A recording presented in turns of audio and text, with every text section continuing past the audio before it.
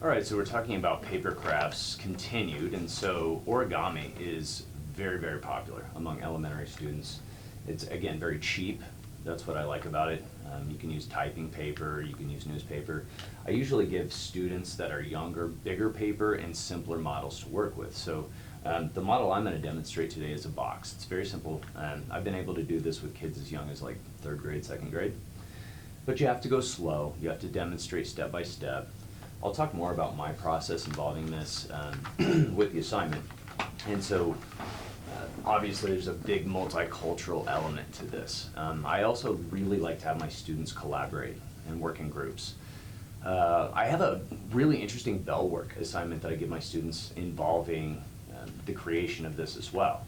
So often what I do is I'll have several of these models placed out on tables. I always have my kids arranged in groups of usually 4 to 5 with mixed ability levels.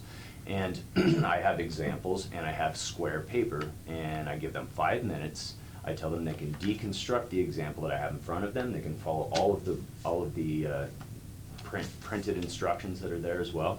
I usually like to just have either images for that, or what's really cool sometimes is you can go out there and find some Japanese printed ones. So, you know, if they don't know Japanese, they're gonna have to look at the imagery and try to follow that. So I give them a sort of a problem solving task. Again, 5 minutes.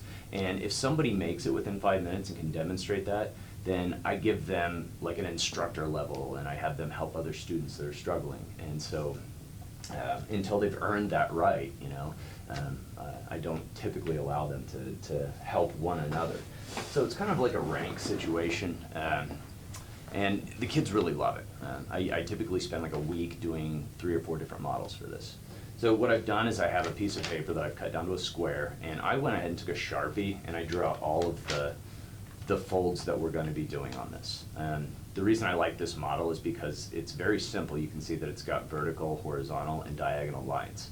So there's not a lot of really complicated folds. There's only 2 that are a little bit complicated, and I usually slow down at that point to help students with it. So the 5-minute bell ringer at the beginning, and then what I usually have them do is the ones that were not successful, I have them throw away their work, right? And then we start over and we do it step by step. Again, with my students that understood it, they are in the capacity as an instructor of origami, and so I have them work around the room, and it really frees me up, and it solidifies their learning as well. I love peer teaching. I love to give my kids responsibilities like that, and it seems like they want that. So the easiest way to make a square piece of paper, rather than ordering origami paper, which you can, they look really cool. You could also have your kids watercolor this ahead of time or color this with markers to decorate it, because white's kind of boring, right? But the easiest way to take just a sheet of bond paper, 8.5 by 11 or 11 by 14, is to fold your paper, and I'll go slowly here, so that you take one of the long ends and you match it up with the short end here. And when it looks like it's pretty perfect, like you want a good sharp point right here, then you're going to go ahead and press down and fold it nice and crisply. So then what you need to do is you have to cut off this excess little piece of paper here, right? So again, just to make sure you can see this well, I'm just going to kind of trace over that real quick.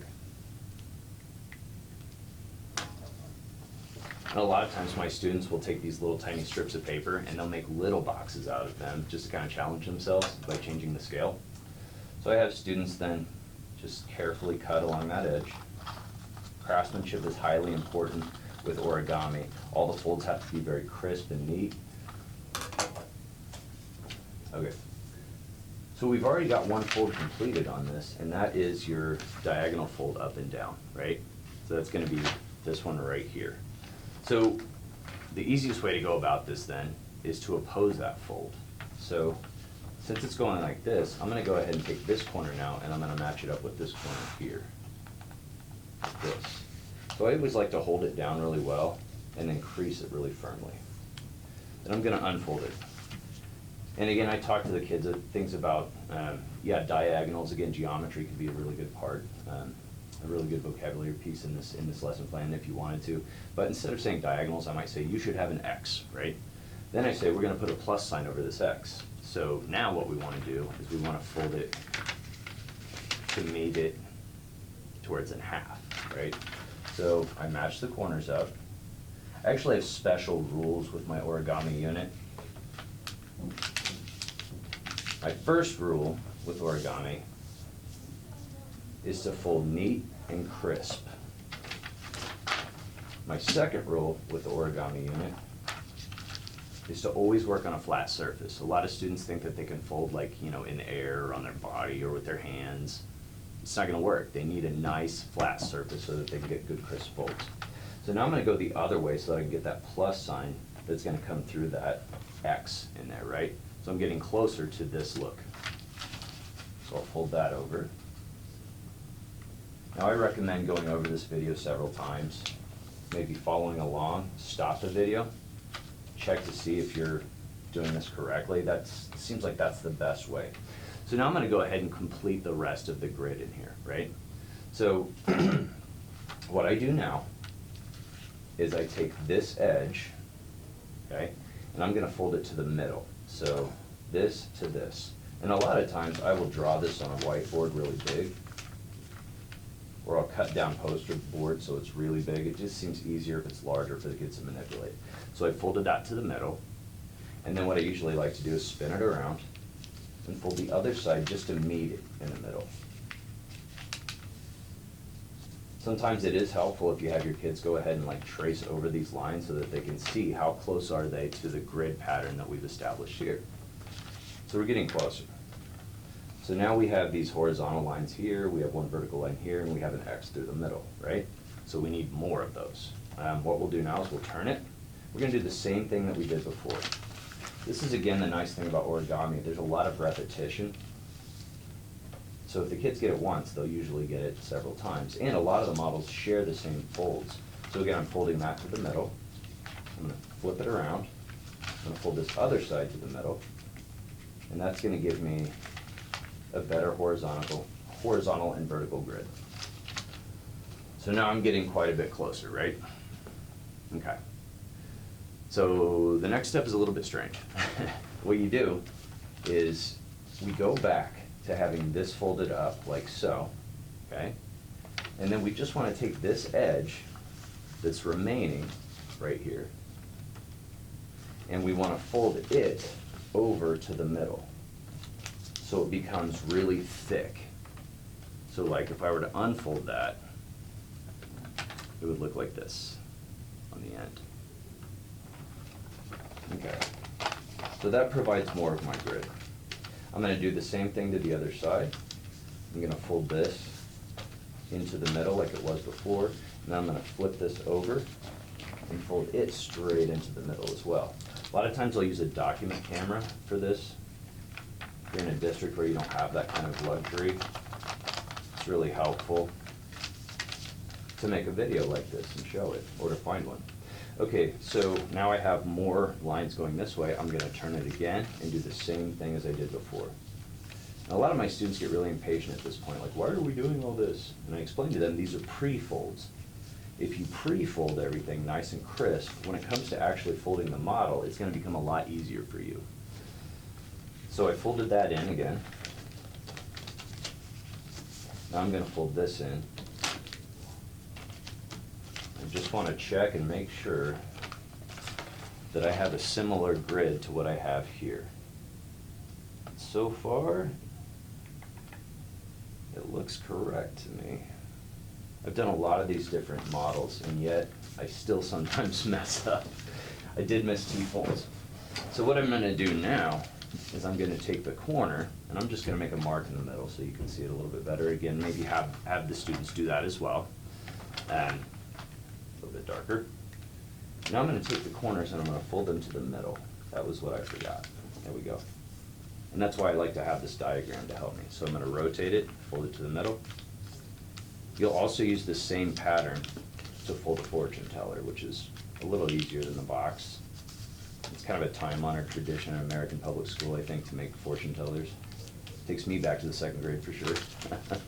So now I've unfolded it, and I've got a really complicated grid here, right? Okay, so now we're gonna go into the model itself. Okay, so the best way to do this is to turn it so that you have a point facing you and a point facing away. And then you want to take that corner and fold it back to the middle. So it should look like this. You want to rotate it, turn that corner into the middle so it looks like this. So the outside shape should look like a weird football type shape is what I tell the kids.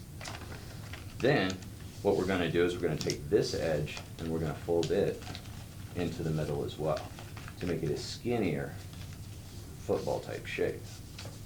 So we're double folding that in, so you should have double thickness. A lot of my students think it looks like Link's sword and Legend of Zelda on one end or something. So I like to kind of make references to their lives that they would understand. So now what I do is I turn it around like this. Okay, so I've got points facing away and toward me. Then what I do is I pull these up. These are going to become the two walls for the box, right? So these are going to be the two sides of the box that are already constructed. Now what we've got to do is we've got to fold this up and in and tuck it inside. This is where things get a little bit difficult. So what you have to do to make this work is you have to squeeze the sides with your thumbs until you get kind of like a triangular shape on either side, like this. And so by squeezing that together, what you're doing is you're flattening off that shape. And now you have a piece that you can fold inside, right? Again, I'd slow down at this point, give it a shot. And the best way to deal with this then is to fold it back over. And I always describe to the students that you should have 4 triangles inside of here, all meeting in the middle. And that's how the box holds itself together. No tape, no glue, it's all folded. So I'm gonna flip it around, go the other way. I'm gonna squeeze the sides again, I'm gonna hold the wall. I'm gonna squeeze the sides so that it pops up a little edge like this.